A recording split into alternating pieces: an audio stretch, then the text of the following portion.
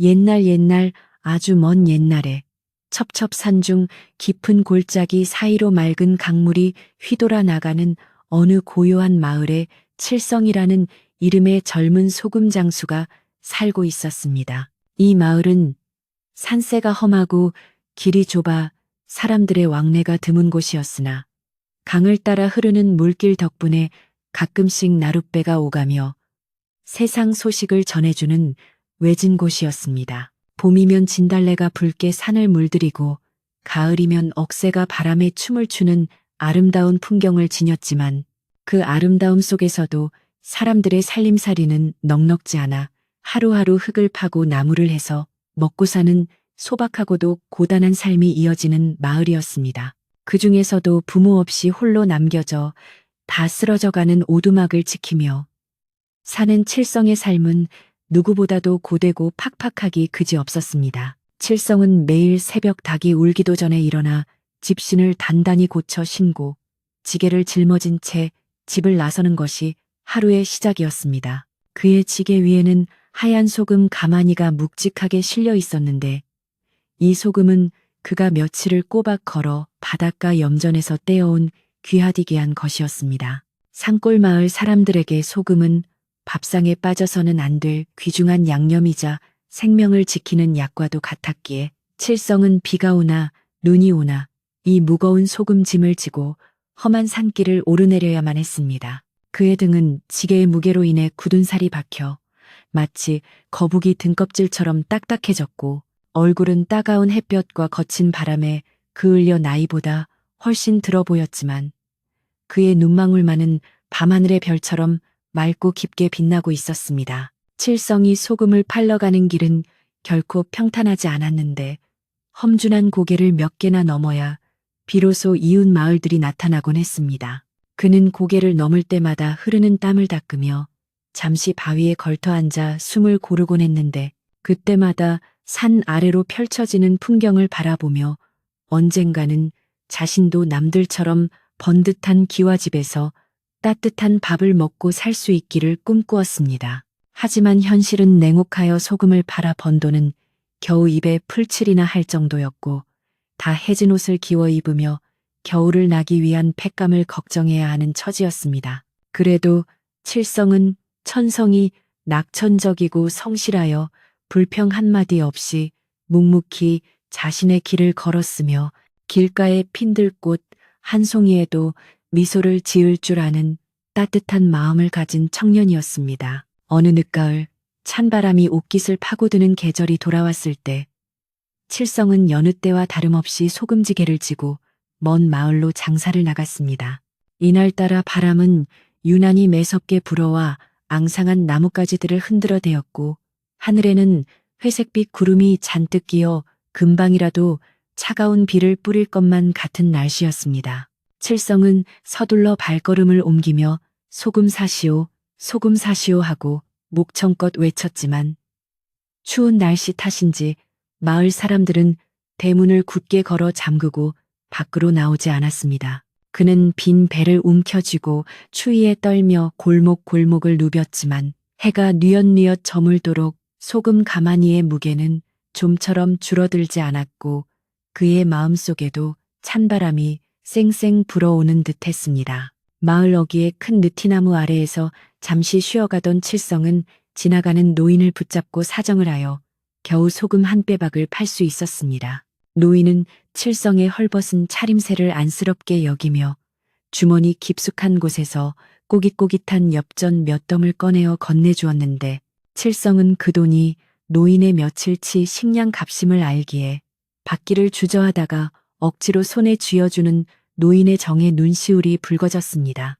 그는 감사의 인사를 몇 번이나 허리를 굽혀하고는 다시 지게를 짊어졌는데 비록 소금의 무게는 여전했지만 마음만은 조금 가벼워진 듯 했습니다. 사람 사는 정이란 것이 이토록 따뜻한 것임을 느끼며 칠성은 서둘러 집으로 돌아가는 발길을 재촉했습니다. 해가 서산으로 넘어가자 산속에는 빠르게 어둠이 밀려왔고 칠성은 익숙한 산길을 더듬어 걸음을 옮겼습니다. 밤이 되면 산짐승들이 울부짖고 도깨비불이 춤을 춘다는 흉흉한 소문도 있었지만 칠성에게는 그런 두려움보다 당장 내일 먹을 끼니 걱정이 더 컸기에 무서움을 느낄 새도 없었습니다. 그는 노래를 흥얼거리며 무거운 다리를 이끌었는데 그 노래는 돌아가신 어머니가 불러주던 자장가이기도 했고 고단한 삶을 위로하는 타령이기도 했습니다. 칠성의 목소리는 텅 빈 산골짜기에 구슬프게 메아리쳤고 그 소리를 들은 부엉이만이 간간히 우우하고 화답할 뿐이었습니다. 집으로 돌아가는 길목에는 물살이 세기로 유명한 큰 강이 흐르고 있었는데 칠성은 강가에 이르러 잠시 멈춰 섰습니다. 강물은 검푸른 빛을 띠며 무서운 기세로 흐르고 있었고 강바람은 칼날처럼 날카로워 칠성의 뺨을 때렸습니다. 이 강은 마을 사람들에게 생명수이기도 했지만 때로는 홍수로 논밭을 휩쓸어가고 사람을 삼키는 두려움의 대상이기도 했습니다. 칠성은 강을 바라보며 올여름 장마 때 불어난 물로 인해 다리가 떠내려가 징검다리를 건너야 했던 기억을 떠올렸습니다. 지금은 물이 많이 줄어들었지만 여전히 밤의 강물은 시커먼 입을 벌리고 있는 듯하여 보는 이로 하여금 등골을 서늘하게 만들었습니다. 칠성은 강가에 쪼그리고 앉아 흐르는 물에 손을 씻으며 지친 몸을 달랬습니다. 차가운 강물이 손끝에 닿자 정신이 번쩍 들었고 하루 종일 쌓였던 피로가 조금은 씻겨 내려가는 듯 했습니다.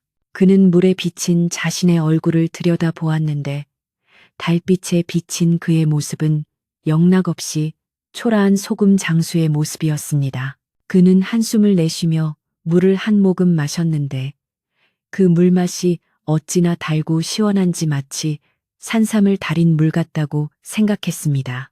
가난하여 먹을 것이 부족해도 이 맑은 물과 공기만큼은 누구에게도 뒤지지 않는 호사를 누리고 있다고 스스로를 위로하며 칠성은 다시 자리에서 일어났습니다. 다시 지게를 지고 산모퉁이를 돌아 집으로 향하려던 찰나 칠성은 문득 자신의 오두막이 있는 방향을 바라보며 깊은 생각에 잠겼습니다.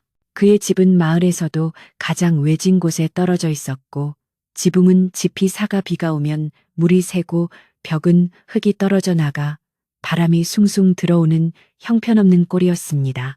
그는 올겨울에는 기필코 지붕을 새로 얹고 문풍지도 새로 발라야겠다고 다짐했지만 당장 입에 풀칠하기도 바쁜 형편에 그것은 요원한 꿈처럼 느껴졌습니다. 그래도 그는 희망을 끈을 놓지 않고 언젠가는 자신도 따뜻한 아랫목에서 자식들의 재롱을 보며 살 수 있을 것이라 믿으며 다시 힘을 내어 발걸음을 옮겼습니다. 그때 어디선가 묘한 소리가 들려왔는데 그것은 바람 소리 같기도 하고 누군가 우는 소리 같기도 했습니다. 칠성은 걸음을 멈추고 귀를 기울였지만 소리는 바람결에 흩어져 정확히 들리지 않았습니다. 그는 자신이 너무 피곤하여 헛소리를 듣는 것이라 생각하고 다시 걸음을 재촉하려 했으나 왠지 모를 불안감이 가슴 한구석을 짓눌렀습니다. 산속 생활을 오래 한 칠성은 동물적인 감각으로 무언가 심상치 않은 일이 벌어지고 있음을 직감했습니다. 그는 소금지게를 잠시 내려놓고 소리가 들려온 쪽을 향해 조심스럽게 다가갔는데 그곳은 물살이 휘감아 도는 강가 벼랑 쪽이었습니다. 어둠 속에서 눈을 가늘게 뜨고 주변을 살피던 칠성은 강물 위에 떠있는 희미한 물체를 발견했습니다. 처음에는 떠내려가는 통나무나 집더미라고 생각했으나 자세히 보니 그것은 사람의 형상을 하고 있었습니다. 칠성의 심장은 쿵쾅거리기 시작했고 등줄기에는 식은땀이 흘러내렸습니다. 그는 혹시라도 자신이 잘못 본 것이기를 바랐지만 달빛이 구름 사이로 잠깐 비친 순간 그 물체가 물에 빠져 허우적거리는 사람임을 확인하고는 소스라치게 놀랐습니다. 이 깊은 밤에 그것도 인적 없는 이 강가에서 누가 물에 빠졌단 말인가? 칠성은 두려움도 잊은 채 다급하게 강가로 뛰어내려갔습니다. 강가에 다다르자 물에 빠진 사람의 모습이 더 선명하게 보였는데 긴 머리카락을 풀어헤친 채 물살에 휩쓸려 내려가는 여인이었습니다. 그녀는 살려달라는 소리조차 지르지 못하고 이미 기력을 다한 듯 물속으로 가라앉았다 떠오르기를 반복하고 있었습니다. 칠성은 앞뒤질 겨를도 없이 집신을 벗어던지고 차가운 강물 속으로 뛰어들었습니다.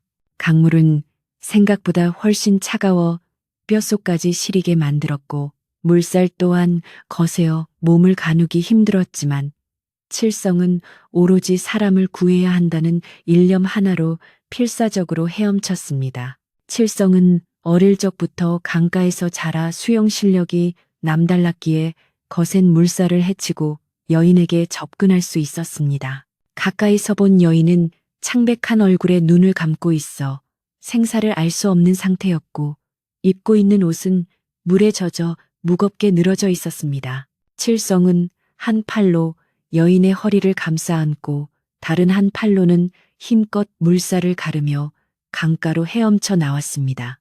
여인의 몸은 얼음장처럼 차가웠고 칠성의 몸 또한 추위로 인해 덜덜 떨렸지만 그는 이를 악물고 마지막 힘을 짜내어 붓으로 올라왔습니다. 강가 모래밭에 여인을 눕힌 칠성은 거친 숨을 몰아쉬며 그녀의 상태를 살폈습니다. 다행히 여인은 희미하게 숨을 쉬고 있었으나 의식은 돌아오지 않았습니다. 칠성은 젖은 옷을 입고 있으면 체온이 떨어져 위험하다는 것을 알고 있었지만 남녀가 유별한 세상에 함부로 여인의 옷에 손을 댈 수는 없는 노릇이었습니다. 그는 급한 대로 주변에 널려있는 마른 낙엽과 억새를 모아 여인의 몸을 덮어주었고 자신이 입고 있던 겉옷을 벗어 덮어주며 체온을 유지하려 애썼습니다. 그의 마음속에는 오직 이 불쌍한 여인을 살려야 한다는 생각뿐 다른 사심은 추호도 없었습니다. 칠성은 여인을 업고 자신의 오두막으로 가기 위해 지게를 다시 짊어졌습니다. 소금 가마니의 무게에 여인의 무게까지 더해지니 걸음걸이는 천근만근 무거웠지만 그는 초인적인 힘을 발휘하여 산길을 올랐습니다. 그의 등에서 느껴지는 여인의 숨결은 미약했지만 규칙적이었고 그것이 칠성에게는 큰 위안이 되었습니다. 그는 마음속으로 제발 이 여인이 무사히 깨어나기를 빌며 어둠이 짙게 깔린 산길을 묵묵히 걸어 올라갔습니다.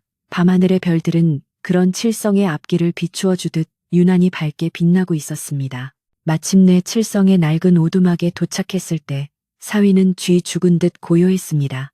칠성은 조심스럽게 여인을 방 아랫목에 눕히고 서둘러 아궁이에 불을 지폈습니다. 평소 아껴두었던 장작을 아낌없이 넣고 불을 떼자 방 안에는 금세 온기가 돌기 시작했습니다. 그는 부엌으로 가서 솥에 물을 끓이고 자신이 먹으려던 쌀을 씻어 묽은 미음을 끓였습니다. 비록 반찬 하나 없는 초라한 밥상이지만 칠성은 정성을 다해 환자를 돌볼 준비를 했습니다. 방 안에 온기가 돌면서 여인의 창백했던 얼굴에도 조금씩 혈색이 돌아오기 시작했습니다. 칠성은 젖은 수건으로 여인의 얼굴과 손을 닦아주었는데 불빛에 비친 여인의 모습은 시골 마을에서는 좀처럼 보기 힘든 고운 자태를 하고 있었습니다. 입고 있는 옷 또한 물에 젖고 흙투성이가 되었지만 언뜻 보기에도 값비싼 비단으로 지은 옷임이 분명했습니다. 칠성은 이 여인이 보통 집안의 사람이 아님을 직감하고 덜컥 겁이 나기도 했지만 이미 엎질러진 물이라 생각하고 오직 그녀가 깨어나기만을 기다렸습니다. 밤이 깊어갈수록 바람 소리는 더욱 거세졌고 오두막의 문풍지는 윙윙거리며 울어댔습니다. 칠성은 혹시라도 바람이 들어와 여인이 추울까봐 자신의 낡은 이불을 꼼꼼히 덮어주고 자신은 방 한구석에 웅크리고 앉아 쪽잠을 청했습니다. 그는 꿈속에서도 여인이 물에 빠지는 장면을 보며 놀라 깰 정도로 긴장하고 있었는데 그만큼 오늘 밤의 사건은 그의 평온했던 일상을 송두리째 흔들어 놓을 만큼 충격적인 일이었습니다. 새벽녘이 되자 여인은 끙끙 앓는 소리를 내며 뒤척이기 시작했습니다. 칠성은 화들짝 놀라 여인의 이마에 손을 짚어보았는데 불덩이처럼 뜨거웠습니다. 그는 밤새 끓여놓은 미음을 숟가락으로 떠서 조심스럽게 여인의 입에 흘려 넣었고 물수건을 갈아주며 지극정성으로 간호했습니다. 칠성의 투박하지만 따뜻한 손길이 닿을 때마다 여인은 조금씩 안정을 찾는 듯 했습니다. 그는 자신이 가진 모든 것을 바쳐 이 낯선 여인을 살리려 애썼고 그 모습은 마치 오랫동안 병석에 누운 누이를 돌보는 오라비의 모습과도 같았습니다. 날이 밝아오자 마을에는 간밤에 칠성이 낯선 여인을 업고 왔다는 소문이 아름아름 퍼지기 시작했습니다. 시골 마을의 소문이란 발 없는 말이 천리를 간다고 아침나절이 되기도 전에 마을 우물가에는 아낙네들이 모여 웅성거리고 있었습니다. 글쎄, 그 칠성이란 총각이 밤에 물 귀신을 업고 왔다지 뭐야? 아니야. 내가 듣기로는 선녀가 내려왔다던데. 무슨 소리? 도망친 관비가 아닐까? 온갖 추측과 억측이 난무하는 가운데 칠성의 오두막은 마을 사람들의 호기심 어린 시선을 한 몸에 받게 되었습니다. 그러나 정작 칠성은 바깥 세상의 소란스러움은 까맣게 모른 채 오로지 여인의 곁을 지키며 그녀가 눈을 뜨기만을 기다리고 있었습니다. 그는 여인이 깨어나면 따뜻한 밥 한 그릇이라도 대접해서 보내야겠다고 생각하며 부엌에서 밥 짓는 연기를 피어 올렸습니다. 그 연기는 굴뚝을 타고 올라가 맑은 아침 하늘로 퍼져나갔는데 그 모습이 마치 칠성의 순박하고 따뜻한 마음이 하늘에 닿는 듯 평화로워 보였습니다. 하지만 이 평화가 앞으로 닥쳐올 거대한 운명의 소용돌이 앞에서의 잠시 숨 고르기라는 사실을 칠성은 아직 꿈에도 알지 못하고 있었습니다. 아침 햇살이 낡은 창호지 문틈으로 비스듬히 스며들어 방 안의 어둠을 밀어내자 칠성의 오두막에도 새로운 날이 밝아왔습니다. 밤새 거세게 불어대던 바람도 잠잠해지고 처마 밑에 매달린 고드름에서 물방울이 똑똑 떨어지는 소리만이 고요한 정막을 깨우고 있었습니다. 칠성은 뜬 눈으로 밤을 지새운 탓에 눈꺼풀이 천근만근 무거웠지만 아랫목에 누워있는 여인의 상태가 걱정되어 잠시도 곁을 떠날 수가 없었습니다. 여인은 여전히 깊은 잠에 빠져 있었으나 밤새 칠성이 정성껏 물수건으로 닦아내고 이불을 덮어준 덕분에 창백했던 볼에는 옅은 홍조가 피어올라 있었습니다. 칠성은 그녀가 무사히 숨을 쉬고 있다는 사실에 안도하면서도 한편으로는 이 낯선 여인이 깨어나면 어떻게 해야 할지 막막한 심정에 한숨을 내쉬었습니다. 칠성은 조심스럽게 자리에서 일어나 부엌으로 나갔는데 쌀독을 열어보니 바닥이 훤히 드러나 있어 가슴이 철렁 내려앉았습니다. 평소 혼자 먹을 때야 굶거나 나무 껍질로 배를 채워도 그만이었지만 아픈 사람에게 그런 것을 먹일 수는 없는 노릇이었습니다. 그는 찬장을 뒤져 겨우 말린 나물 몇 가지와 좁쌀 한 줌을 찾아냈고 그것으로 다시 정성스럽게 죽을 쑤기 시작했습니다. 아궁이에서 타닥타닥 타오르는 장작불 소리가 칠성에 타는 속도 모른 채 경쾌하게 들렸고 솥뚜껑 사이로 새어 나오는 하얀 김은 구수한 냄새를 풍기며 방 안으로 스며들었습니다. 칠성은 죽이 끓는 동안에도 혹여나 여인이 깰까봐 문 쪽을 수시로 힐끔거리며 마음을 졸였습니다. 해가 중천에 떠오르자 마을 우물가는 물을 길러 나온 아낙네들의 이야기 소리로 시끌벅적해졌습니다.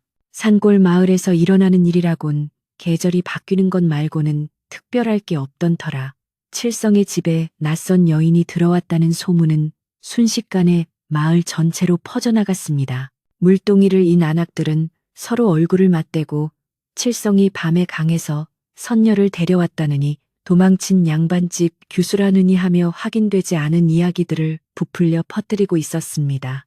개중에는 칠성이 장가를 못 가더니 기어이 사고를 쳤다며 혀를 차는 이도 있었고 착한 칠성에게 드디어 복이 굴러들어 온 것이라며 부러워하는 이도 있어 마을은 마치 벌집을 쑤셔 놓은 듯 요란했습니다. 이 소란스러운 소문은 마을 어귀에서 주막을 운영하는 박 씨의 귀에도 들어갔습니다. 박 씨는 욕심이 많고 남의 일에 참견하기를 좋아하는 성미로 마을 사람들의 숟가락 개수까지 꿰뚫고 있을 만큼 눈치 빠른 사람이었습니다. 그는 주막 평상에 앉아 막걸리를 들이키며 지나가는 사람들의 이야기를 엿듣다가 칠성의 이야기를 듣고는 귀가 번쩍 뜨였습니다. 평소 칠성을 가난하고 미련하다며 무시해오던 박 씨였지만 낯선 여인, 그것도 비단옷을 입은 여인이라는 대목에서는 묘한 호기심과 탐욕이 발동했습니다. 그는 칠성이 감당하지 못할 일을 벌인 것이 틀림없다고 생각하며 자신이 나서서 콩고물이라도 챙겨야겠다고 마음먹었습니다. 박 씨는 짐짓 걱정하는 척하며 뒷짐을 지고 칠성의 오두막이 있는 산비탈로 향했습니다. 그는 칠성의 집으로 가는 길목에 있는 밭들을 곁눈질하며 올해 작황이 어떤지, 남의 집 살림살이는 어떤지 살피는 것도 잊지 않았습니다. 산길을 오르는 동안 박 씨의 머릿속에는 온갖 계산이 오고 갔는데 만약 그 여인이 부잣집 딸이라면 사례금을 챙길 수 있을 것이고 죄인이라면 관아에 고발하여 상금을 탈 수도 있겠다는 얄팍한 생각이었습니다. 그의 발걸음은 칠성의 집이 가까워질수록 빨라졌고 입가에는 비릿한 미소가 번졌습니다. 한편 칠성은 박 씨가 오고 있다는 사실은 꿈에도 모른 채 끓인 죽을 식혀 여인에게 먹일 준비를 하고 있었습니다. 여인은 조금 전 얕은 신음을 내며 눈을 떴다가 다시 감았는데 칠성은 그 찰나의 순간에 보았던 여인의 눈동자가 너무나 깊고 슬퍼 보여 가슴이 아려왔습니다. 그는 숟가락으로 죽을 떠서 후후 불어가며 여인의 입가에 가져다 대었고 여인은 본능적으로 입을 벌려 죽을 받아 넘겼습니다. 칠성은 마치 어미 새가 아기 새에게 먹이를 주듯 조심스럽고 정성스럽게 한 숟가락씩 먹였고 여인이 살에 들리지 않도록 등을 토닥여 주는 것도 잊지 않았습니다. 그때 살인문 밖에서 이리 오너라. 주인장 계시는가? 하는 거들먹거리는 목소리가 들려왔습니다. 칠성은 깜짝 놀라 죽그릇을 내려놓고 황급히 밖으로 나갔는데 그곳에는 박 씨가 팔짱을 낀 채 마당을 둘러보고 있었습니다. 박 씨는 칠성을 보자마자 짐짓 놀란 척하며 아이고 칠성아, 네가 어젯밤에 큰일을 치렀다기에 내 걱정이 되어 와보았다. 라고 너스레를 떨었습니다. 칠성은 박 씨의 방문이 달갑지 않았지만 마을 어른을 문전박대할 수 없어 공손하게 허리를 굽혀 인사했습니다. 누추한 곳까지 어인 일이십니까? 박 어르신. 박 씨는 칠성의 인사를 받는 둥 마는 둥 하며 고개를 길게 빼어 방문 쪽을 기웃거렸습니다. 그래, 그 물에서 건져왔다는 처자는 좀 어떠냐? 내가 듣자 하니 보통 내기가 아니라던데 어디 얼굴 좀 보자꾸나.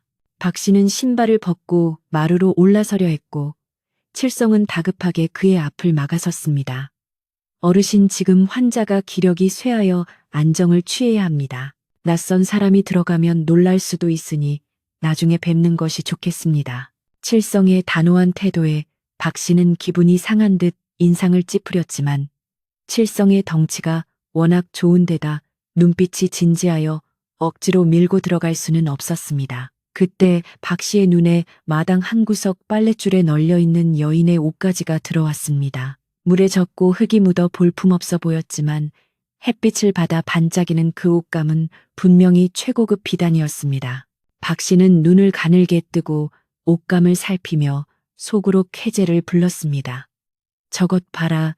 저것은 고관대작 집안의 부녀자가 입는 옷이 분명하다. 칠성놈이 횡재를 했구나.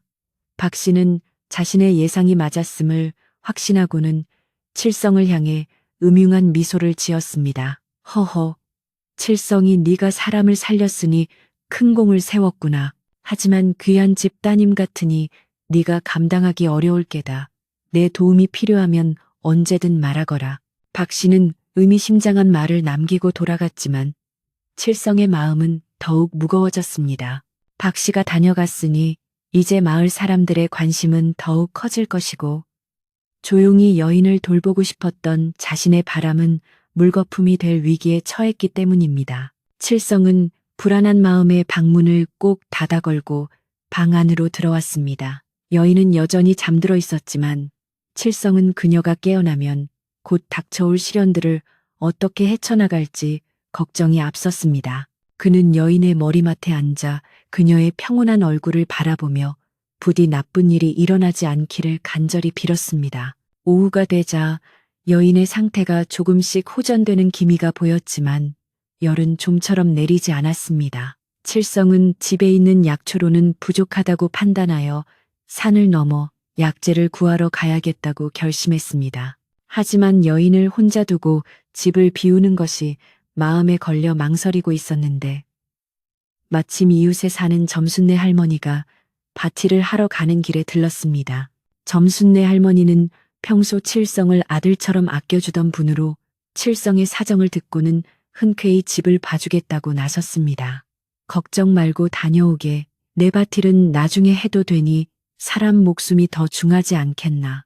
칠성은 할머니에게 몇 번이나 감사를 표하고 서둘러 약재상이 있는 읍내로 향했습니다. 산을 넘고 물을 건너는 험한 길이었지만 칠성은 쉴 새 없이 발을 놀려 해가 지기 전에 읍내에 도착했습니다. 읍내 장터는 사람들로 북적였고 칠성은 주머니에 꼬깃꼬깃 모아둔 엽전을 꺼내어 해열에 좋다는 약초와 기력을 보충할 약재를 샀습니다. 그 돈은 겨울을 나기 위해 아껴둔 전 재산이나 다름없었지만 칠성은 조금도 아까워하지 않았습니다. 그는 약재를 품에 안고 다시 왔던 길을 되돌아오는데 마음이 급해서인지 산길이 평소보다 더 멀게만 느껴졌습니다. 돌아오는 길에 칠성은 마을 입구 느티나무 아래에 앉아 계신 촌장 어른과 마주쳤습니다. 촌장 어른은 마을의 대소사를 관장하며 지혜롭기로 소문난 분이었는데 칠성을 보자마자 엄한 표정으로 그를 불렀습니다. 칠성아, 잠시 이리 와 앉거라. 칠성은 촌장 어른의 부름에 긴장하며 다가갔습니다. 촌장 어른은 칠성의 얼굴을 찬찬히 뜯어보며 낮고 묵직한 목소리로 말했습니다. 네가 좋은 마음으로 사람을 구한 것은 기특한 일이다.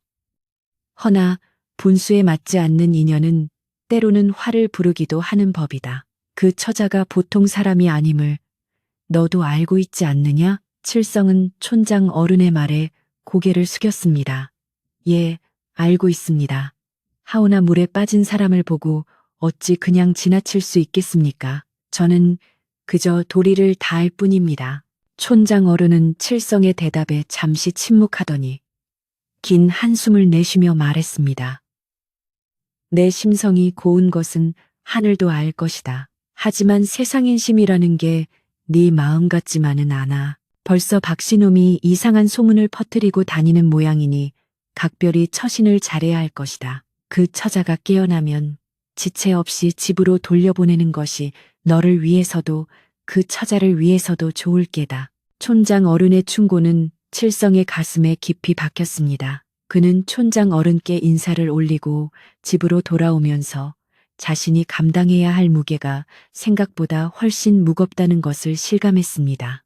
박 씨가 퍼뜨리고 있다는 소문이 무엇인지 짐작이 가면서도 애써 무시하려 노력했습니다. 집에 도착하니 점순네 할머니가 부엌에서 약탕관을 걸어놓고 기다리고 있었습니다. 할머니는 칠성을 보자 반갑게 맞으며 어서 오게. 처자가 잠깐 눈을 떴었는데 물을 찾기에 좀 먹였다네. 이제 자네가 왔으니 난 가보겠네 하고 자리를 비켜주었습니다. 칠성은 할머니를 배웅하고 방으로 들어와 약탕관에 불을 조절하며 약을 다리기 시작했습니다. 쌉싸름한 약 냄새가 방 안에 퍼지자 칠성의 마음도 조금 차분해지는 듯 했습니다. 그는 정성껏 달인 약을 그릇에 담아 식힌 뒤 여인을 깨우기 위해 조심스럽게 어깨를 흔들었습니다. 낭자, 약을 좀 드셔야겠습니다. 일어나 보십시오. 칠성의 부름에 여인은 힘겹게 눈을 떴는데 몽롱했던 눈동자가 이번에는 제법 또렷하게 칠성을 응시했습니다. 그녀는 낯선 천장과 낯선 사내를 보고 잠시 두려움에 몸을 떨었으나 칠성의 선한 눈매를 보고는 이내 경계심을 풀었습니다. 여기가 어디입니까? 여인의 목소리는 모기 소리처럼 작고 갈라져 있었지만 칠성에게는 그 어떤 소리보다 반갑게 들렸습니다. 칠성은 안도의 미소를 지으며 대답했습니다. 여기는 산골 마을입니다. 낭자가 강물에 빠져 떠내려가는 것을 제가 구해 모시고 왔습니다. 안심하십시오. 여인은 칠성의 말을 듣고 잠시 생각에 잠기는 듯하더니 자신의 몸을 감싸고 있는 낡은 이불과 칠성의 허름한 옷차림을 번갈아 보았습니다. 그리고는 이내 상황을 파악한 듯 고개를 끄덕이며 생명의 은인이시군요. 감사합니다. 라고 힘겹게 말했습니다. 칠성은 황송하여 어쩔 줄 몰라 하며 아닙니다. 당연히 해야 할 일을 했을 뿐입니다. 우선 이 약을 드시고 기운을 차리셔야 합니다. 라며 약사발을 내밀었습니다. 여인은 몸을 일으키려 했으나 힘이 없어 비틀거렸고 칠성은 얼른 다가가 그녀의 등 뒤에 베개를 받쳐주었습니다. 여인은 칠성의 도움을 받아 약을 마셨는데 쓴 약인데도 얼굴 한번 찌푸리지 않고 끝까지 비워냈습니다. 그 모습에서 칠성은 여인이 보통 내기가 아님을 곱게 자랐지만 강인한 성품을 지닌 사람임을 느낄 수 있었습니다. 약 기운이 퍼지자 여인은 다시 나른해진 듯 눈을 감았지만 칠성은 이제 한시름 놓았다는 생각에 다리에 힘이 풀려 주저앉고 말았습니다. 그러나 칠성의 안도와는 달리 마을의 밤은 심상치 않게 돌아가고 있었습니다. 주막에서는 박 씨가 동네 건달들과 술판을 벌이며 칠성에 대한 험담을 늘어놓고 있었기 때문입니다. 내 딱 보니 그 여자는 칠성이 놈이 어디서 납치해 온 게 분명해. 그렇지 않고서야 그런 귀티나는 여자가 왜 칠성의 집에 있겠나. 우리가 내일 날이 밝는 대로 가서 따져 물어야 해. 만약 현상금이라도 걸려 있다면 그건 우리 몫이지. 박 씨의 선동에 술에 취한 건달들은 고개를 끄덕이며 맞장구를 쳤고 마을 사람들 사이에서도 칠성을 의심하는 눈초리가 생겨나기 시작했습니다. 순박했던 마을 인심이 박 씨의 새치 혀에 놀아나 흉흉하게 변해가고 있었지만 산속 깊은 오두막에 있는 칠성은 이 사실을 알 길이 없었습니다. 그는 그저 여인이 빨리 쾌차하여 무사히 집으로 돌아가기만을 바랄 뿐이었습니다. 칠성은 잠든 여인의 곁을 지키며 창호지 문 밖으로 들려오는 바람 소리가 마치 다가올 폭풍우를 예고하는 것만 같아 잠을 이룰 수가 없었습니다. 밤이 깊어가고 새벽이 다가올 무렵 여인은 갑자기 식은땀을 흘리며 헛소리를 하기 시작했습니다. 아버지, 아버지, 조심하세요. 뱃사람들이. 칠성은 깜짝 놀라 여인의 이마를 짚어보았는데 열이 다시 오르고 있었습니다. 여인의 헛소리는 끊어질 듯 이어지며 무언가 절박한 사연이 있음을 암시하고 있었습니다. 칠성은 물수건을 다시 적셔 여인의 열을 식히며 그녀가 겪었을 무서운 일을 짐작해 보려 애썼습니다. 그녀가 말하는 뱃사람들은 누구이며 그녀는 왜 강물에 빠지게 된 것일까? 칠성의 머릿속은 온통 의문투성이로 가득 찼지만 지금 당장은 그녀를 살려내는 것이 최우선이었습니다. 동이 터오자 칠성은 뜬 눈으로 밤을 새운 채 부스스한 모습으로 마당으로 나왔습니다. 상쾌한 아침 공기를 마시며 정신을 차리려 했지만 멀리서 들려오는 웅성거림이 그의 신경을 곤두세게 만들었습니다. 산 아래쪽에서 여러 사람의 발자국 소리와 거친 목소리들이 들려오고 있었는데 그것은 평소의 마을 분위기와는 사뭇 다른 위협적인 기운을 담고 있었습니다. 칠성은 직감적으로 박 씨와 마을 사람들이 몰려오고 있음을 깨닫고 굳게 닫힌 방문을 바라보며 마른 침을 삼켰습니다. 이제 칠성은 자신의 오두막과 여인을 지키기 위해 홀로 세상과 맞서야 할 처지에 놓이게 된 것입니다. 거친 발소리와 함께 살인문이 덜컹거리며 열리는 소리가 칠성의 오두막을 뒤흔들자 방 안에 흐르던 고요한 공기는 순식간에 깨져버리고 말았습니다. 칠성은 방금 잠에서 깨어난 여인이 놀라지 않도록 손짓으로 안심시키며 무거운 몸을 일으켜 방문 앞을 가로막고 섰습니다. 밖에서는 박 씨의 앙칼진 목소리가 들려왔는데 이놈 칠성아, 해가 중천에 떴는데 어찌 코빼기도 비치지 않느냐. 내 놈이 밤새 무슨 짓을 꾸미고 있는지 내 다 알고 왔다. 하며 고래고래 소리를 지르고 있었습니다. 칠성은 깊은 한숨을 내쉬며 문고리를 잡았는데 그의 거친 손등 위로 붉어진 힘줄이 그가 얼마나 화를 참고 있는지를 보여주고 있었습니다. 그는 여인을 향해 잠시만 기다리시라는 눈빛을 보내고는 결연한 표정으로 방문을 열고 마당으로 나섰습니다. 마당에는 박 씨뿐만 아니라 동네에서 힘 좀 쓴다는 건달 몇 명과 호기심에 몰려든 마을 사람들까지 합세하여 북새통을 이루고 있었습니다. 박 씨는 뒷짐을 지고 거드름을 피우며 서 있었는데 칠성이 나오자마자 기다렸다는 듯이 삿대질을 해대며 몰아세우기 시작했습니다. 네 이놈, 멀쩡한 처자를 납치해다가 방 안에 가두어 놓고 무엇을 하려는 게냐. 마을의 풍기를 물랑케 해도 유분수지. 썩 그 처자를 내놓지 못할까. 박 씨의 말에 동조한 건달들이 칠성을 향해 위협적인 몸짓을 하며 다가왔지만 칠성은 눈 하나 깜짝하지 않고 그 자리에 우뚝 서서 그들을 내려다보았습니다. 그의 덩치는 산만했고 매일 무거운 소금지게를 지며 단련된 어깨는 바위처럼 단단해 보였기에 건달들도 섣불리 덤벼들지는 못했습니다. 칠성은 낮지만 힘있는 목소리로 박 씨를 향해 입을 열었습니다. 어르신, 말씀을 삼가 주십시오. 저는 어젯밤 강물에 빠져 죽어가던 사람을 구해왔을 뿐 납치를 한 적도 가두어둔 적도 없습니다.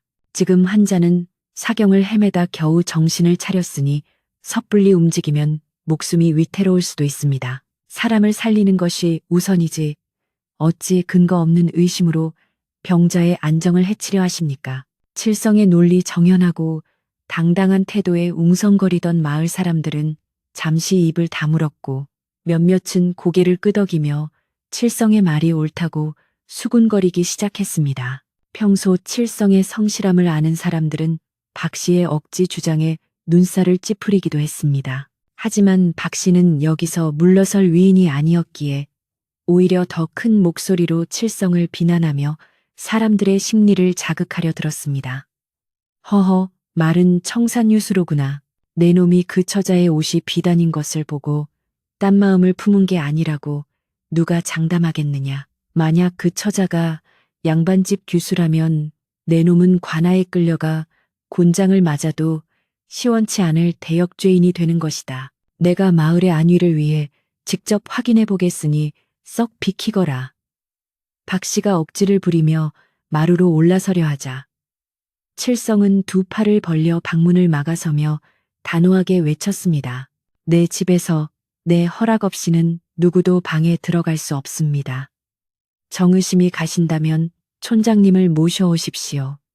그전에는 한 발자국도 들여놓을 수 없습니다. 방 안에서 이 모든 소란을 듣고 있던 여인은 두려움에 떨면서도 자신을 지키기 위해 홀로 맞서고 있는 칠성의 모습에 깊은 감동을 받았습니다.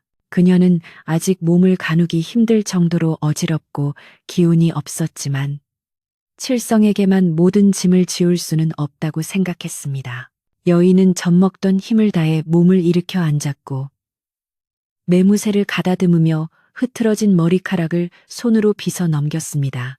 비록 옷은 남루한 칠성의 겉옷을 걸치고 있었지만 그녀가 타고난 기품과 위엄은 감출 수가 없었습니다.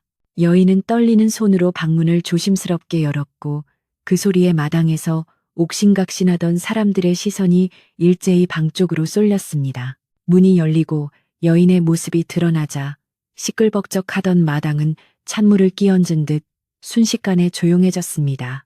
창백하지만 백옥 같은 피부, 뚜렷한 이목구비, 그리고 병색이 완연함에도 불구하고 서려있는 고귀한 기운의 마을 사람들은 저도 모르게 숨을 죽였습니다.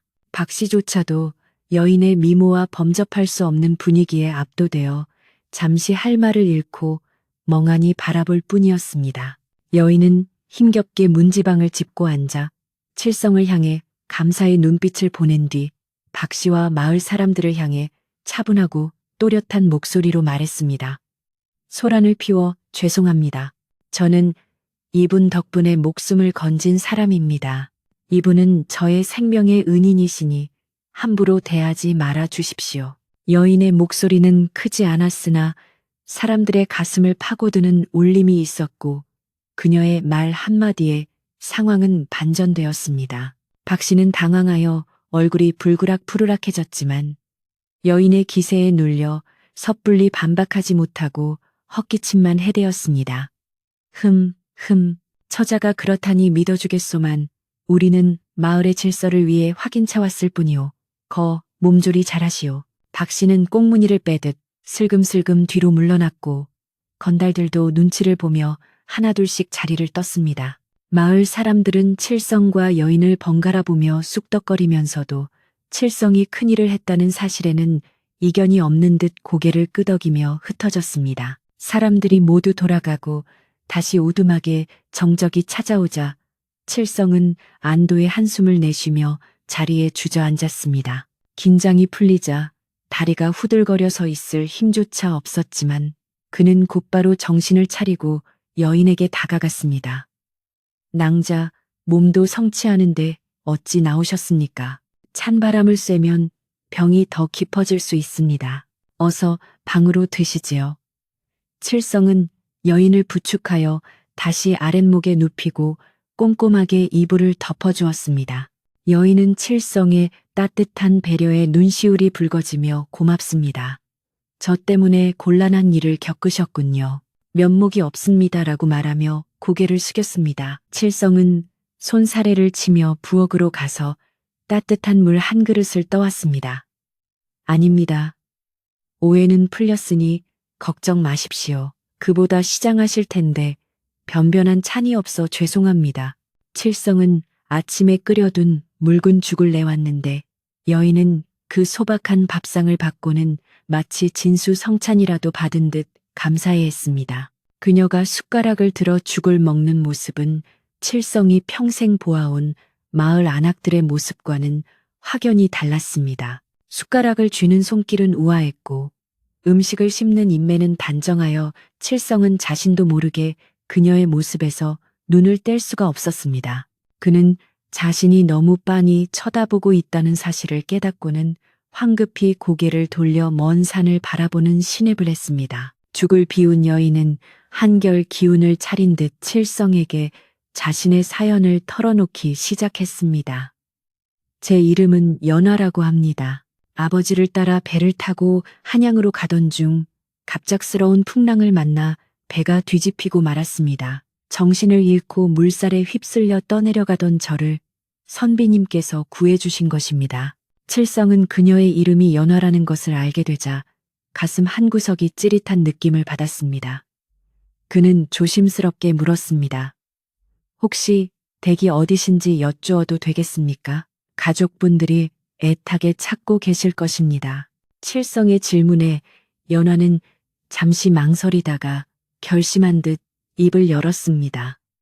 제 아버님은 개성에서 큰 상단을 이끄시는 김대감이십니다. 김대감이라는 말에 칠성은 너무 놀라 입을 다물지 못했습니다.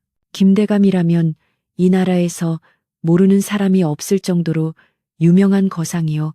그의 재산은 나라의 곳간과 맞먹는다는 소문이 자자한 분이었습니다. 칠성은 자신이 구해온 여인이 바로 그 김대감의 금지옥엽 외동딸이라는 사실에 눈앞이 아찔해졌습니다.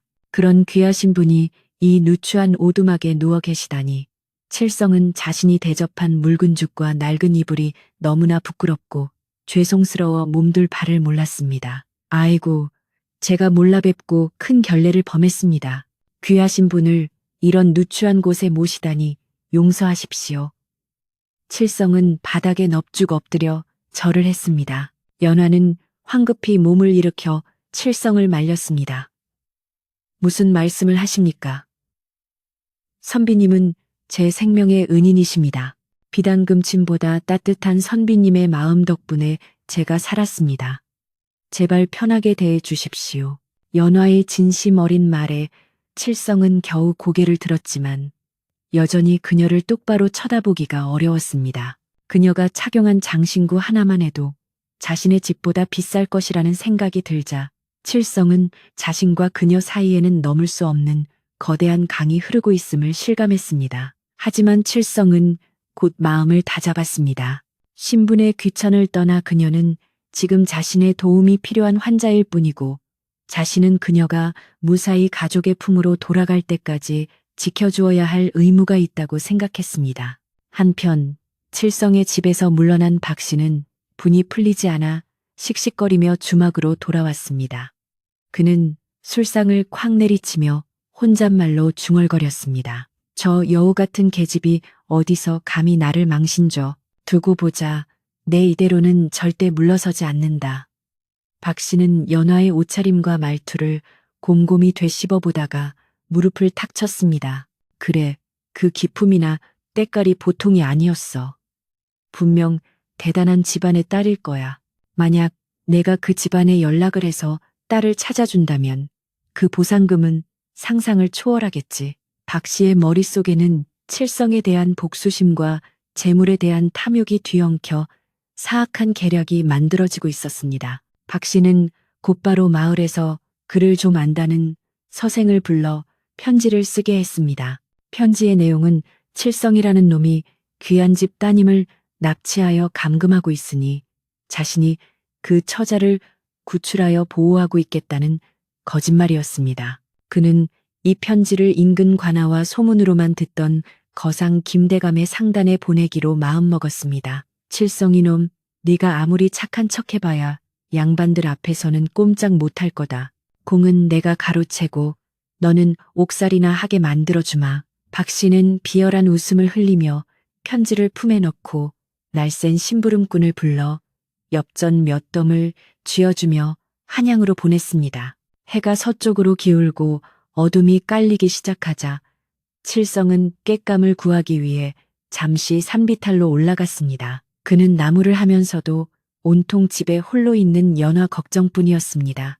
혹시라도 박 씨가 다시 찾아오지는 않을까, 몸이 다시 안 좋아지지는 않았을까 하는 불안감에 도끼질이 제대로 되지 않았습니다.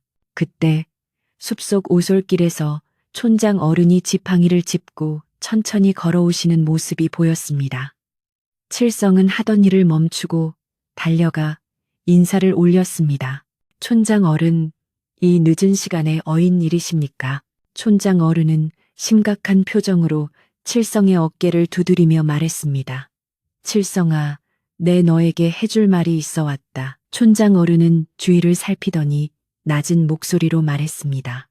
박 씨가 심부름꾼을 시켜 관아와 한양으로 편지를 보냈다는 소식을 들었다. 아마도 네가 처자를 납치했다는 누명을 씌우고 공을 가로채려는 속셈인 듯하다. 관아 사람들이 닥치면 너는 꼼짝없이 죄인이 될 수도 있다. 칠성은 억울함에 가슴이 답답해졌지만 촌장 어른의 말은 계속되었습니다. 하지만 너무 걱정 말거라. 하늘이 알고 땅이 아는데 진실이 가려지겠느냐. 다만 내일 날이 밝는 대로 그 처자의 집안 사람들이나 관아에서 사람들이 올 테니 너는 마음의 준비를 단단히 하고 있어야 한다. 그 처자가 증인이 되어주지 않는다면 네 목숨이 위험할 수도 있다. 촌장 어른의 경고를 듣고 집으로 돌아온 칠성의 발걸음은 천근만근 무거웠습니다. 그는 방 안으로 들어가지 못하고 마루에 걸터 앉아 밤하늘을 올려다보았습니다. 별들은 어제와 다름없이 반짝이고 있었지만 칠성의 마음은 폭풍 전야처럼 어지러웠습니다. 방 안에서는 연화가 기척을 느끼고 조용히 불렀습니다. 선비님, 오셨습니까? 칠성은 애써 밝은 목소리로 예, 다녀왔습니다. 라고 대답하며 방으로 들어갔습니다. 연화는 칠성의 어두운 표정을 단번에 알아차리고 걱정스러운 눈빛으로 물었습니다. 무슨 일이 있으십니까? 얼굴이 많이 상하셨습니다. 칠성은 차마 박 씨의 계략을 연화에게 말할 수 없어 고개를 저으며 아무것도 아닙니다. 그저 날이 차가워져서 그렇습니다라고 둘러댔습니다. 하지만 연화는 총명한 여인이었기에 칠성의 말 못할 사정을 짐작하고 있었습니다. 그녀는 칠성의 손을 잡지는 못했지만 간절한 눈빛으로 말했습니다. 선비님, 저 때문에 공경에 처하신 것 다 압니다. 내일 무슨 일이 있어도 제가 선비님의 결백을 증명할 것입니다. 제 아버님께서 오시면 선비님의 은혜를 결코 잊지 않으실 겁니다. 그러니 너무 심려치 마십시오. 연화의 단호한 말에 칠성은 콧날이 시큰해지며 위로를 받았습니다. 그날 밤 칠성은 잠을 청하지 못하고 오두막 주변을 서성이며 경계를 섰습니다. 숲속 부엉이 소리가 유난히 처량하게 들렸고 바람에 흔들리는 나뭇가지 그림자가 마치 관군들이 들이닥치는 모습처럼 보여 가슴을 쓸어내리곤 했습니다. 방 안의 연화 역시 잠들지 못하고 자신을 구해준 이 순박한 청년이 억울한 누명을 쓰지 않도록 하려면 어떻게 해야 할지 고민하며 밤을 지새웠습니다. 두 사람은 얇은 문 하나를 사이에 두고 서로의 안위를 걱정하며 다가올 운명의 시간을 기다리고 있었습니다. 어둠 속에서 시간은 더디게 흘러갔고 칠성의 오두막은 폭풍우가 몰아치기 직전의 바다처럼 고요하면서도 팽팽한 긴장감에 휩싸여 있었습니다. 새벽녘이 되자 멀리 마을 입구 쪽에서 말발굽 소리가 희미하게 들려오기 시작했습니다. 처음에는 하나둘이던 소리가 점점 커지더니 이내 수십 필의 말이 달리는 듯한 굉음으로 변하여 산골 마을의 새벽잠을 깨웠습니다. 칠성은 마당으로 뛰어나가 소리가 들려오는 쪽을 응시했습니다. 횃불의 불빛들이 뱀처럼 구불구불한 산길을 따라 올라오고 있었는데 그 행렬은 칠성의 오두막을 향해 거침없이 다가오고 있었습니다. 이제 피할 수 없는 순간이 다가왔음을 직감한 칠성은 주먹을 꽉 쥐고 방 안의 연화를 지키기 위해 대문 앞을 막아서며 결연한 눈빛으로 다가오는 불빛들을 노려보았습니다. 칠성의 오두막 앞마당은 순식간에 수십 개의 횃불로 대낮처럼 밝아졌고 말발굽 소리와 사람들의 고함 소리로 고요하던 산골의 정막은 산산조각이 났습니다. 칠성은 눈앞에 펼쳐진 광경에 압도되어 잠시 숨을 멈추었는데 화려한 비단옷을 입은 호위 무사들과 갓을 쓴 건장한 사내들이 칠성의 집을 겹겹이 포위하고 있었습니다. 그들의 표정은 하나같이 살벌하여 마치 당장이라도 칠성을 잡아먹을 듯이 노려보고 있었고 번쩍이는 칼날과 창끝은 위협적으로 칠성을 향해 겨누어져 있었습니다. 마을 사람들도 이 엄청난 기세에 눌려 멀찍이 서 숨을 죽인 채 지켜보고 있었으며 누구 하나 감히 나서서 칠성을 변호할 엄두를 내지 못했습니다. 이것은 단순한 오해가 아니라 목숨이 오가는 위급한 상황임이 분명했습니다. 그 무리의 선두에는 비단 가마를 탄 위험 있는 노인이 있었는데 그가 바로 소문으로만 듣던 거상 김대감이었습니다. 김대감은 가마에서 내려 칠성을 향해 걸어왔는데 그의 걸음걸이에는 천하를 호령하는 당당함이 서려 있었고 눈빛은 맹수처럼 매서웠습니다. 그의 곁에는 주막 주인 박씨가 알랑거리며 따라붙어 있었는데 박씨는 김대감에게 무어라 속닥거리며 칠성을 손가락질해 댔습니다. 박씨의 얼굴에는 이제야말로 칠성을 요절내고 큰 상금을 받을 수 있다는 탐욕스러운 기대감이 가득 차 있었습니다. 그는 의기양양하게 칠성 앞으로 나서며 소리쳤습니다. 네, 이놈 칠성아, 감히 대감마님의 따님을 납치하고도 무사할 줄 알았느냐? 이제 네 죄를 낱낱이 고하고 용서를 빌거라. 박씨의 호통에 칠성은 억울함이 치솟아 올랐지만 침착함을 잃지 않으려 애썼습니다. 그는 김대감 앞에 공손히 무릎을 꿇고 예를 갖추어 말했습니다. 대감마님, 소인은 결코 따님을 납치하거나 해코지하지 않았습니다. 물에 빠진 분을 구하여 잠시 모시고 있었을 뿐입니다. 억울함을 헤아려 주십시오. 칠성의 목소리는 떨리고 있었지만 그 눈빛만은 진실을 담아 흔들리지 않았습니다. 그러나 이미 박씨의 거짓말에 속아 넘어간 김대감의 귀에는 칠성의 변명이 들리지 않는 듯 했습니다. 김대감은 지팡이로 땅을 내리치며 호통을 쳤습니다. 닥치거라. 내 딸이 이 누추한 곳에 갇혀 있다는 것만으로도 네 죄는 죽어 마땅하다. 당장 내 딸을 내놓지 않으면 네 목을 칠 것이다. 그때 칠성의 오두막 방문이 벌컥 열리며 연화가 비틀거리는 걸음으로 뛰쳐나왔습니다. 그녀는 칠성이 덮어주었던 낡은 겉옷을 걸친 채 산발한 머리를 하고 있었지만 그 눈빛만은 서리발처럼 차갑고도 강렬했습니다. 아버님, 멈추세요. 그분에게 손대지 마세요. 연화의 외침은 횃불 타는 소리와 사람들의 웅성거림을 뚫고 쩌렁쩌렁하게 울려 퍼졌습니다. 김대감은 꿈에도 그리던 딸의 목소리에 화들짝 놀라며 달려가 딸을 부둥켜 안았습니다. 아가, 연화야, 살아있었구나. 내 너를 얼마나 찾았는지 아느냐. 김대감의 눈에서는 굵은 눈물이 흘러내렸고 그 무섭던 기세는 온데간데 없이 사라지고 오직 딸을 되찾은 아비의 애절함만이 남았습니다. 연화는 아버지의 품에 안겨 잠시 흐느끼다가 이내 정신을 차리고 단호하게 아버지의 몸을 밀어냈습니다. 그리고는 무릎을 꿇고 있는 칠성 앞을 막아서며 두 팔을 벌렸습니다. 아버님, 이분은 제 생명의 은인이십니다. 강물에 빠져 죽어가던 저를 구해주신 분인데 어찌하여 죄인 취급을 하십니까? 연하의 말에 김대감은 당황하여 눈을 크게 떴습니다. 뭐라, 은인이라고? 하지만 저 주막 주인이 말하기를 이놈이 너를 납치하여 금품을 요구하려 했다고 하지 않았느냐? 김대감의 시선이 날카롭게 박 씨에게 꽂히자 박 씨는 사색이 되어 뒷걸음질을 쳤습니다. 박 씨는 다급하게 변명을 늘어놓기 시작했습니다. 아, 아닙니다. 대감마님. 저 칠성놈이 아씨를 홀려서 거짓말을 하게 만든 것입니다. 보십시오. 저 남루한 행색을 저런 놈이 감히 아씨를 구했다는 게 말이 됩니까? 분명 무슨 흉계를 꾸민 것이 틀림없습니다. 박 씨는 끝까지 칠성을 모함하며 상황을 뒤집어 보려 발버둥쳤습니다. 마을 사람들 중 일부도 박 씨의 말에 동조하며 웅성거렸습니다. 그래, 칠성이가 그럴 위인이 아닌데. 아니야, 혹시 모르지.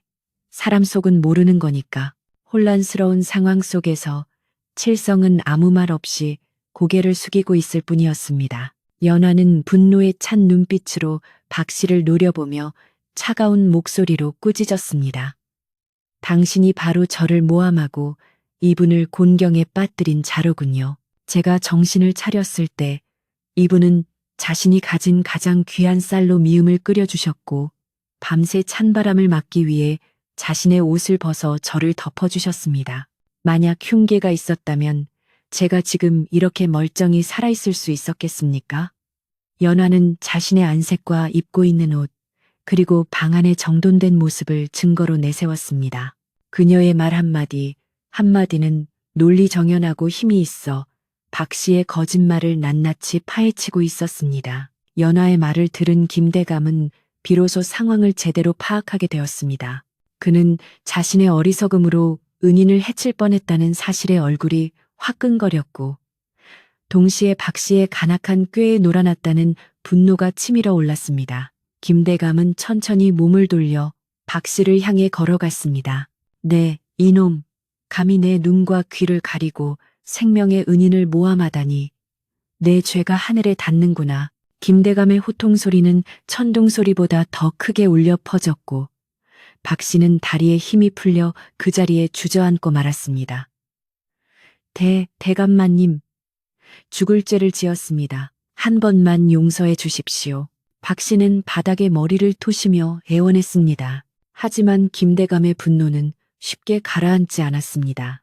여봐라, 당장 저놈을 끌어내어 곤장을 치고 다시는 이 마을에 발을 붙이지 못하게 하라. 그리고 관아에 넘겨 무고죄를 엄히 묻도록 하라. 김대감의 불호령이 떨어지자 호위 무사들이 득달같이 달려들어 박 씨를 포박했습니다. 박 씨는 비명을 지르며 끌려나갔고 그 모습을 지켜보던 마을 사람들은 그제야 사태의 전말을 깨닫고 혀를 찼습니다. 저런 천벌을 받을 놈. 칠성이를 그렇게 괴롭히더니 꼴 좋다. 사람들은 박 씨를 향해 손가락질을 하며 칠성에게 미안한 마음을 가졌습니다. 박 씨가 끌려나가고 소란이 잦아들자 김대감은 다시 칠성에게 다가갔습니다. 이번에는 위압적인 태도가 아니라 진심 어린 존경과 감사의 마음을 담아 정중하게 허리를 굽혔습니다. 여보게, 젊은이, 내 불찰로 큰 실수를 저질렀네. 자네가 아니었으면 내 하나뿐인 딸을 영영 잃을 뻔했어. 이 늙은이의 어리석음을 용서하고 부디 내 절을 받게.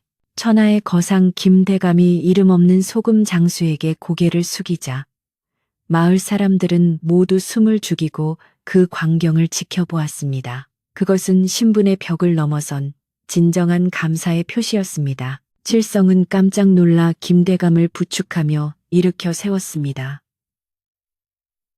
당치 않습니다. 대감마님, 저는 그저 사람이 물에 빠졌기에 구했을 뿐 대가를 바라고 한 일이 아닙니다. 따님께서 무사하시니 그것으로 되었습니다. 칠성의 겸손한 태도에 김대감은 더욱 감동했습니다. 그는 칠성의 손을 꼭 잡고 눈시울을 붉혔습니다. 자네의 그 고운 심성이 내 딸을 살렸네. 내 이 은혜는 죽을 때까지 잊지 않겠네. 연화 역시 아버지 곁에서 칠성을 바라보며 감사의 눈물을 흘렸고 칠성은 쑥스러운 듯 머리를 극적였습니다. 오해가 풀리고 진실이 밝혀지자 오두막 주변을 감싸고 있던 팽팽한 긴장감은 눈 녹듯 사라졌습니다. 마을 사람들은 칠성에게 다가와 사과를 건넸습니다. 칠성아, 미안하다. 우리가 박씨놈의 말만 믿고 너를 의심했구나. 그래, 네가 그렇게 착한 놈인 줄 알면서도 잠시 눈이 멀었어. 용서해다오. 칠성은 사람 좋은 미소를 지으며 고개를 끄덕였습니다. 아닙니다. 다 지난 일인데요. 뭘, 오해가 풀렸으면 됐습니다. 칠성의 너그러운 모습에 마을 사람들은 더욱 부끄러움을 느끼며 칠성을 칭찬하기 바빴습니다. 김대감은 분위기가 누그러지자 수행원들에게 지시하여 가져온 짐을 풀게 했습니다. 자, 오늘은 내 딸이 다시 태어난 경사스러운 날이다. 여기 모인 마을 사람들과 함께 이 기쁨을 나누고 싶구나. 음식을 차리고 술을 내오너라. 김대감의 명령에 호위 무사들과 하인들은 일사불란하게 움직여 수레에 실려 있던 산의 진미를 꺼내 놓았습니다. 칠성의 좁은 마당에는 순식간에 잔치상이 차려졌고 고기 굽는 냄새와 술 익는 냄새가 진동했습니다. 평소 거친 밥만 먹던 산골마을 사람들에게는 그야말로 꿈같은 광경이었습니다.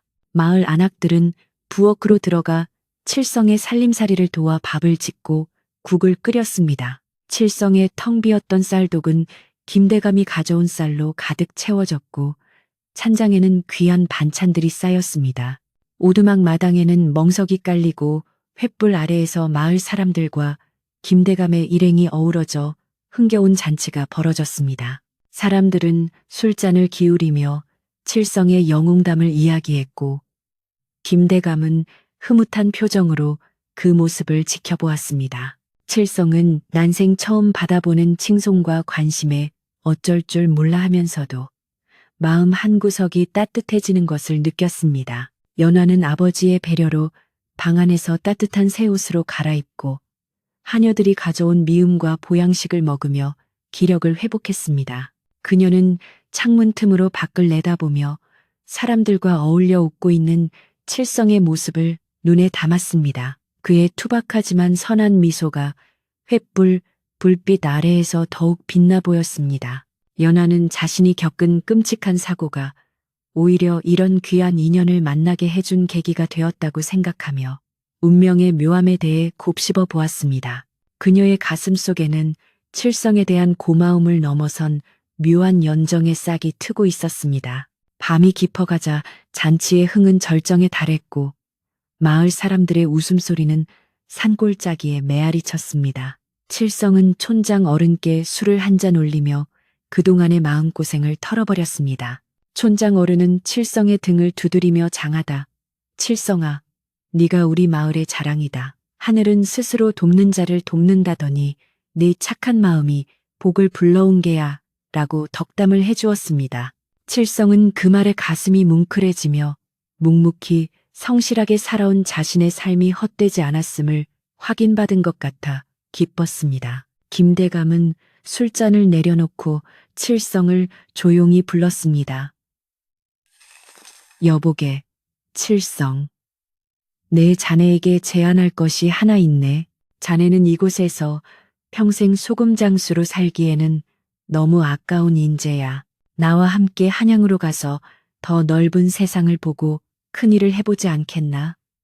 김대감의 파격적인 제안에 주변 사람들은 모두 숨을 죽이고 칠성의 입을 주목했습니다.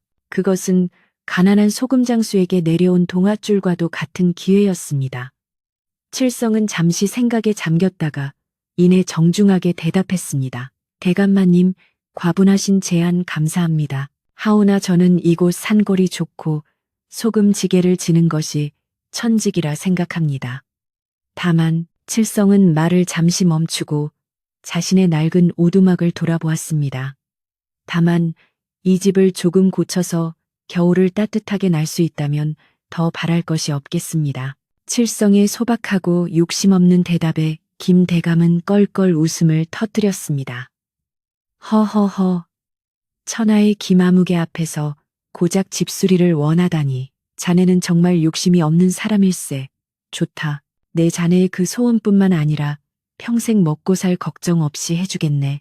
김대감의 호탕한 웃음소리와 함께 칠성의 오두막 위로 밝은 달이 떠올라 그들의 앞날을 축복해주는 듯 했습니다. 잔치가 끝나고 사람들이 하나둘 집으로 돌아가자 칠성의 마당에는 다시 고요가 찾아왔습니다.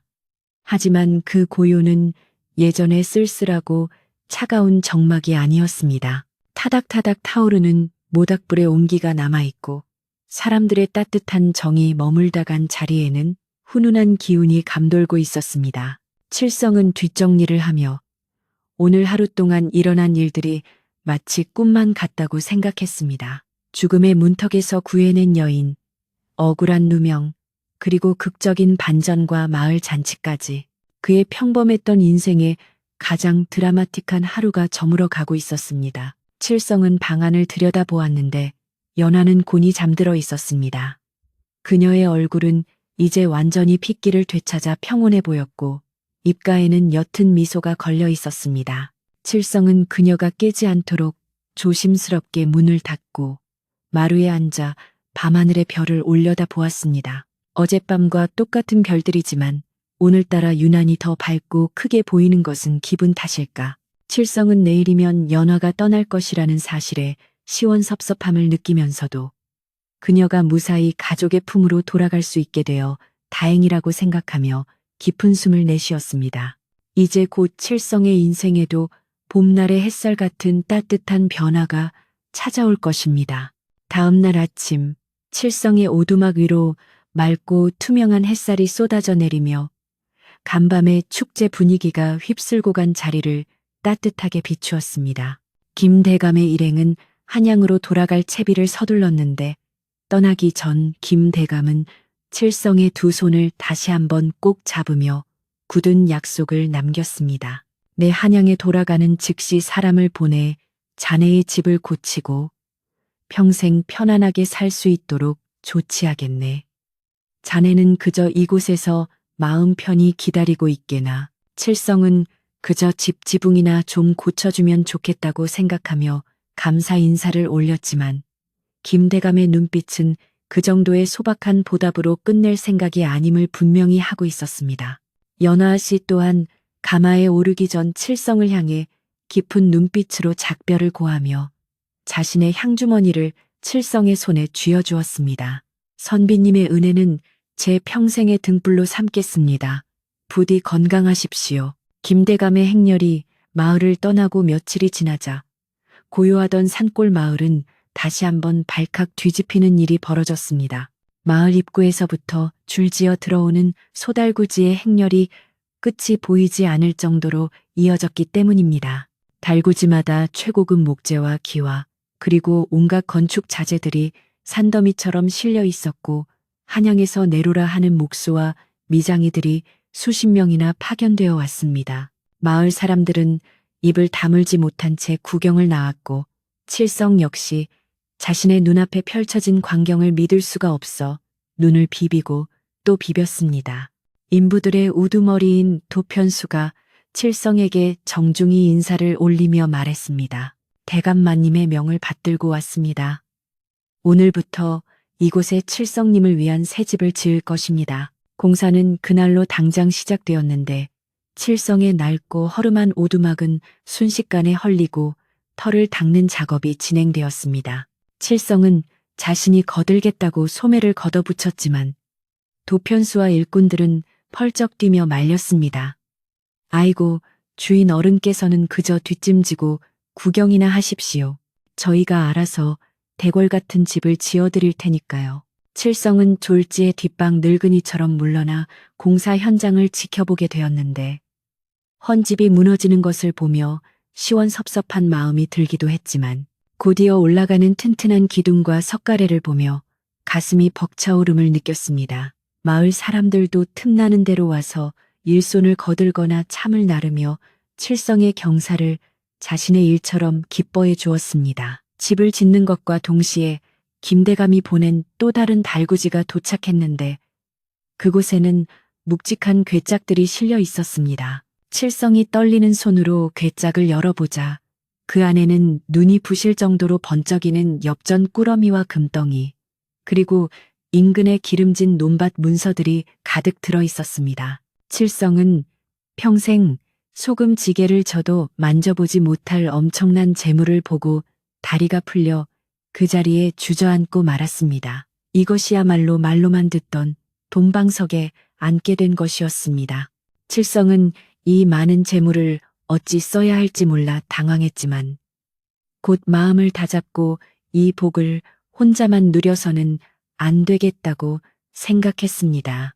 하늘이 자신에게 이런 복을 내린 것은 주위의 어려운 이웃을 돌보라는 뜻이라 여겼기 때문입니다. 새 집이 완성되는 데는 그리 오랜 시간이 걸리지 않았습니다. 최고의 기술자들이 밤낮 없이 매달린 덕분에 칠성의 오두막이 있던 자리에는 번듯한 99칸 기와집은 아니더라도 산골 마을에서는 가장 으리으리하고 튼튼한 기와집이 들어섰습니다. 검은 기와가 햇빛을 받아 반짝이고 튼튼한 대들보와 넓은 마루 그리고 뜨끈한 온돌방은 보는 이로 하여금 감탄을 자아내게 했습니다.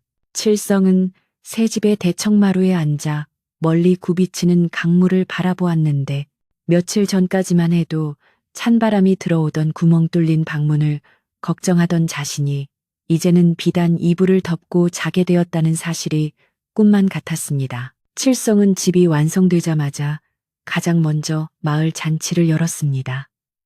이번에는 김대감이 베푼 잔치가 아니라 칠성이 자신의 제물로 마을 사람들을 대접하는 자리였습니다. 그는 소를 잡고 떡을 빚어 마을의 남녀노소 누구나 와서 배불리 먹고 즐기게 했습니다. 특히 홀로 사는 노인들과 끼니를 걱정하는 가난한 이웃들에게는 쌀가마니와 광목천을 넉넉히 나누어 주었고 겨울을 따뜻하게 날 수 있도록 콩감도 지원했습니다. 마을 사람들은 칠성의 넉넉한 인심에 감동하여 그를 칠성대감이라 부르며 칭송했습니다. 칠성은 그럴 때마다 손사래를 치며 저는 영원한 소금장수 칠성입니다 라고 겸손하게 말했습니다. 칠성은 자신에게 생긴 재물 중 상당 부분을 마을을 위해 쓰기로 결심했습니다. 그는 우선 비만 오면 물이 불어나 건너기 위험했던 강가에 튼튼한 돌다리를 놓기로 했습니다. 자신이 연화를 구했던 그 강물에서 다시는 안타까운 사고가 일어나지 않기를 바라는 마음에서였습니다.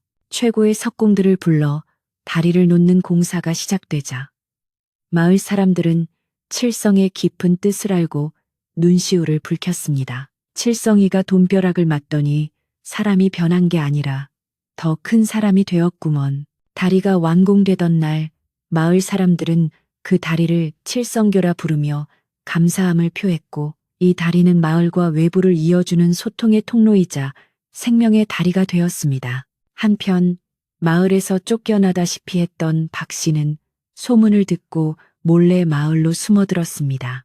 그는 칠성이 거부가 되었다는 소식에 배가 아파 견딜 수가 없었지만 당장 먹고 살 길이 막막하여 염치불고하고 칠성의 집을 찾아왔습니다.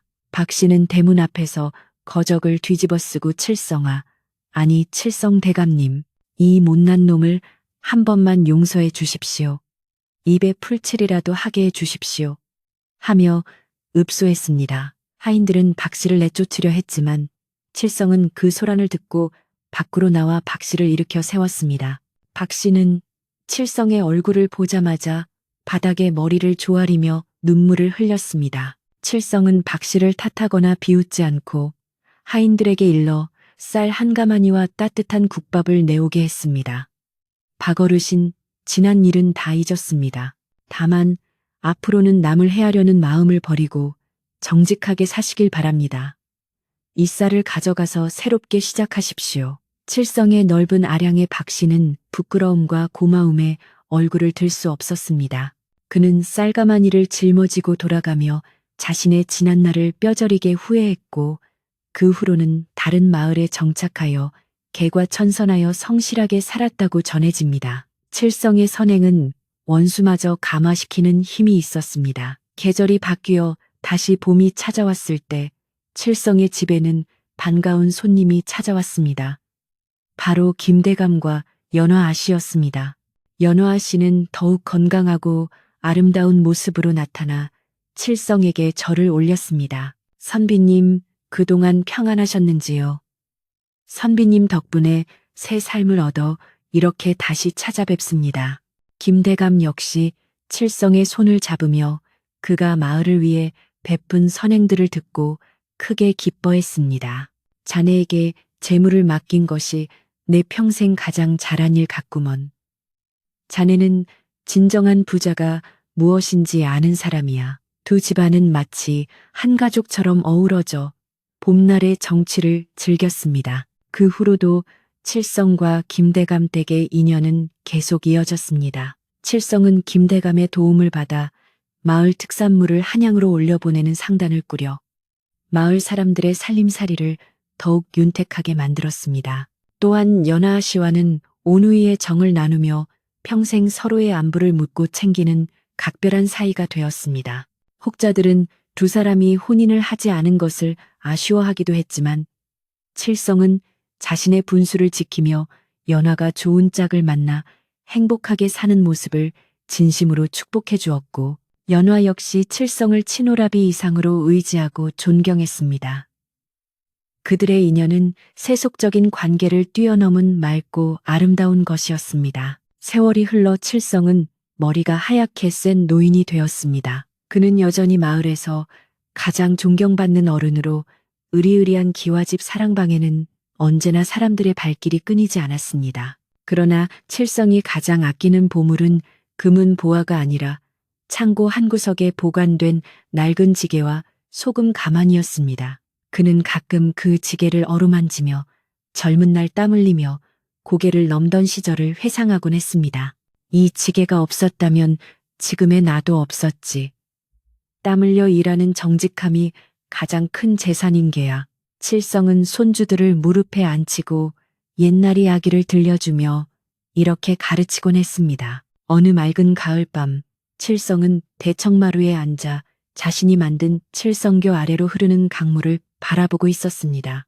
강물은 달빛을 받아 은빛으로 반짝이며 유유히 흐르고 있었고 어디선가 불어오는 바람에는 구수한 벼익는 냄새가 실려왔습니다. 칠성은 지난 세월을 되돌아보며 입가에 온화한 미소를 지었습니다. 물에 빠진 사람을 구하려던 순수한 마음 하나가 그의 운명을 바꾸었고 그 운명이 다시 많은 사람을 행복하게 만들었다는 사실에 그는 깊은 만족감을 느꼈습니다. 그는 이제 더 이상 바랄 것이 없는 평온한 마음으로 밤하늘의 별을 올려다보았습니다. 밤하늘에는 북두칠성이 국자 모양으로 선명하게 빛나고 있었는데 마치 칠성의 인생을 축복해주는 듯 더욱 밝게 반짝였습니다. 마을 집들의 불빛이 하나둘 꺼지고 풀벌레 소리가 자장가처럼 들려오는 고요한 밤. 칠성은 따뜻한 아랫목에 누워 편안하게 눈을 감았습니다. 착한 마음씨를 가진 소금장수 칠성의 이야기는 강물을 따라 바람을 타고 온 세상으로 퍼져나가 오늘날까지도 사람들의 마음속에 따뜻한 등불처럼 남아 전해지고 있답니다. 그럼 이제 여러분도 칠성 할아버지처럼 포근한 이불 덮고 편안한 꿈 꾸시길 바랍니다.